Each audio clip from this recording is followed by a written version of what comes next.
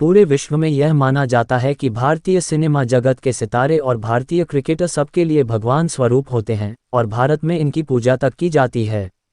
इनके साथ कोई भी घटना, दुर्घटना या खुशी के पल हो, पूरा देश एक साथ एकजुट होकर उसे मनाने में लग जाता है।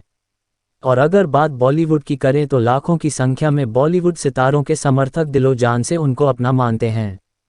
लेकिन तब क्या हो जब बॉलीवुड सितारों में सबसे बड़ा सितारा, जिसे सदी का महानायक कहा जाता है, उसे अपने ही समाज में रहने की इजाज़त नहीं हो, तो ये बड़ा आश्चर्य ही होगा। जी हाँ, हम बात कर रहे हैं सदी के महानायक अमिताभ बच्चन की, जो प्रयागराज की धरती में जन्मे।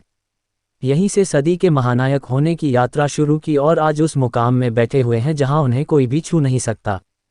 जहां अमिताभ बच्चन ने अपनी अदाकारी के बल पर सबको लोहा मनवाया है, वहीं प्रयागराज में उन्होंने चुनाव लड़कर उस वक्त के कद्दावर राजनीतिज्ञ हेमंती नंदन बहुगुणा के खिलाफ 2 लाख वोटों से विजय प्राप्त कर बॉलीवुड की हस्ती को राजनीति के साथ जोड़ा था। इस सब के बावजूद भी सभी के इस महानायक को केपी ट्रस्ट का सदस्य बनने में हमेशा इनकार ही मिला।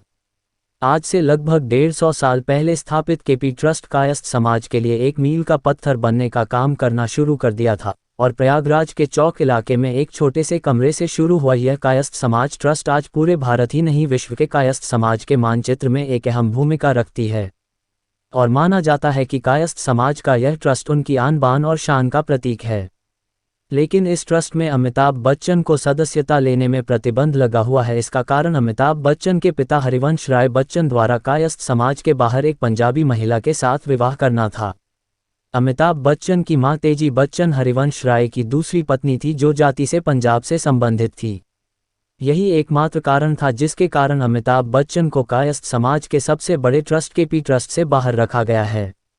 इस विषय में हमेशा से विवाद उत्पन्न होता रहा है और इन विवादों का कारण से प्रयागराज में कायस्थ समाज के किसी भी बड़े कार्यक्रम में अमिताभ बच्चन को नहीं बुलाया गया।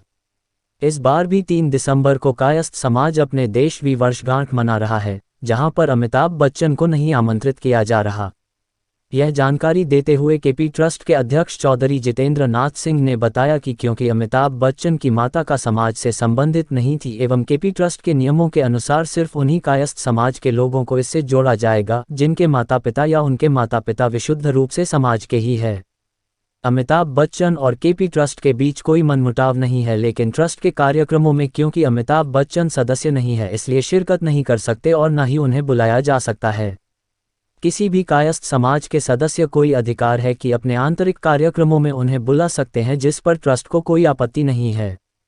गौरतलब हो कि 1987 में केपी ट्रस्ट से अलग अखिल भारतीय कायस्थ महासभा को पंजीकरण किया गया और इसे एक सोसाइटी एक्ट के तहत रजिस्टर्ड किया गया और इस समाज द्वारा सदी के महानायक को सदस्य बनाकर केपी ट्रस्ट के खिलाफ एक बिगुल फूंका गया। लेकिन बदलते वक्त के साथ केपी ट्रस्ट ने पूरे देश भर में जिस प्रकार अपनी शक्ति का परिचय दिया है, वह काफ़ी काबिले तारीफ है। कोई विवाद नहीं हुआ है।